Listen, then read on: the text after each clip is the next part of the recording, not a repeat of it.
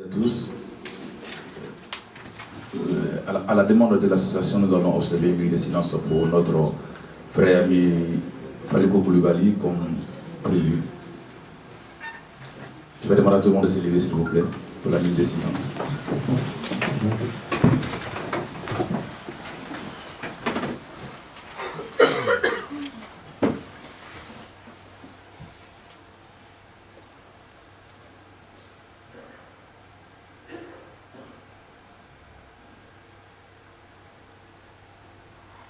Aujourd'hui, c'est un honneur pour nous, précisément pour moi personnellement, parce que je suis responsable d'un média qui a été créé par des jeunes subsahariens, dont j'en suis le fondateur. Je me présente, je suis Tobe Aboubakar, originaire de la Côte d'Ivoire, vivant en Tunisie depuis 2013. Et en 2016, avec des amis, nous avons lancé un web média sur les réseaux sociaux qui s'intéresse à la vie des subsahariens et de la diaspora africaine ici en Tunisie. Nous travaillons sur des thématiques comme la migration, les thématiques comme l'intégration et diverses thématiques. À la demande de l'association, nous sommes là ce matin du moins pour rendre un hommage à notre frère et ami, le regretté Faliko Koulibaly, qui n'était pas pour moi une simple connaissance. Pour ceux qui ne le savent pas, c'était un ami, c'était un coéquipier. On s'est connus sur le terrain de football à la cité olympique El Khadra en 2014. On s'est fait près de 4 ans que je connais Faliko Koulibaly. On jouait ensemble au foot. Chaque week-end, on avait un match, on jouait ensemble au foot. Faliko ambitionnait de créer une association pour lutter pour les droits des Ivoiriens en Tunisie, qui s'appelle Haïti. Et il m'avait même contacté pour réaliser un reportage sur son association et tout. Donc c'est quelqu'un qui avait une vision, qui avait une ambition pour aider à l'intégration ici en Tunisie, qui luttait pour les droits d'une certaine minorité ici en Tunisie. Et sa mort si lâche a été un coup dur pour toute la communauté. On va pas entrer dans les détails sur certains points comme le racisme, certains actes racistes et tout ça, c'est pas ça le plus important. Le plus important, c'est qu'il y a eu crime, il y a quelqu'un qui a perdu la vie, qui fait la justice, qui fait les autorités tunisiennes. Sinon, que font les autorités tunisiennes? Nous avons tous en mémoire que le quartier de Najmata est un quartier assez hostile à certaines communautés. Il y a de cela 3 mois avant la mort de Koulibaly, à la veille de l'Aïd el-Khébir, des Ivoiriens ont été battus dans ce quartier, lapidés, frappés au gourdin. Une femme enceinte de 5 mois a été frappée dans ce quartier-là. Nous sommes allés prendre les témoignages et ils sont disponibles sur YouTube et sur notre page Facebook. Nous avons été avec les victimes de 22h jusqu'à 6h du matin. On les accompagnait à l'hôpital de Charles-Nicole pour qu'ils reçoivent les premiers soins d'urgence. Et ensuite, nous les avons ramenés dans un lieu sécurisé pour qu'ils y restent au moins toute une journée.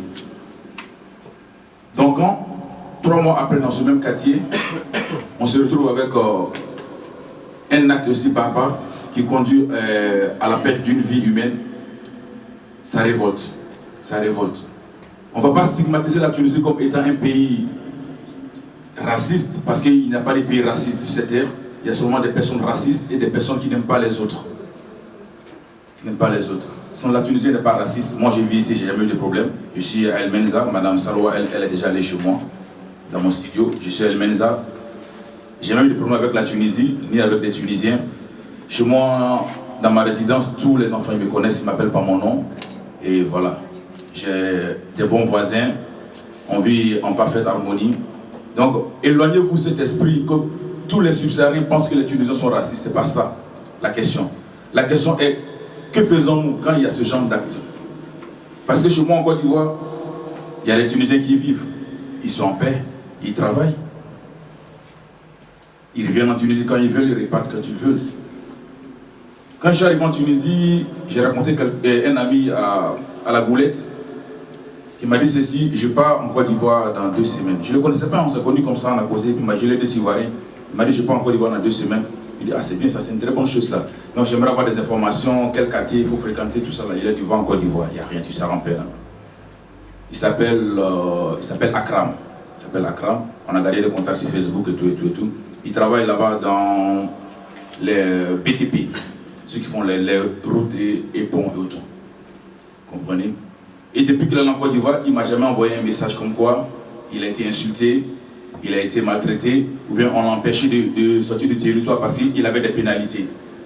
Chez nous, ça n'existe pas. Aujourd'hui, la Tunisie ne peut plus continuer à vivre dans un système qui était passé. Autrefois, la Tunisie accueillait que des migrants qui venaient pour des études, des migrants qui venaient pour des besoins de santé et des fonctionnaires internationaux. Mais le monde est devenu un petit village où tout le monde bouge. Il y a une certaine mutation dans ce monde-là. Aujourd'hui, il y a des personnes qui viennent en Tunisie pour chercher une vie meilleure. Il ne faut pas qu'on se cache les choses. Il y a du travail ici en Tunisie. Peut-être que les étudiants ne le voient pas, mais il y a du travail. Et il y a certaines personnes qui veulent travailler au moins pour avoir quelque chose. Parce qu'il y a des pays comme chez nous qui ont eu beaucoup de conflits. Et les gens ont commencé à bouger, à sortir un peu partout. C'est pas un plaisir pour quelqu'un d'aller chez l'autre, mais il y a des situations qui l'imposent. Si les Blancs sont venus en Afrique, si les Roumains sont venus en Afrique, c'est parce qu'il y a eu des crises profondes en Europe. Et la Tunisie est témoin de cela. Parce que la Tunisie aussi a vécu la civilisation romaine dans l'histoire. Carthage a été construit par les Romains, si je ne me trompe pas.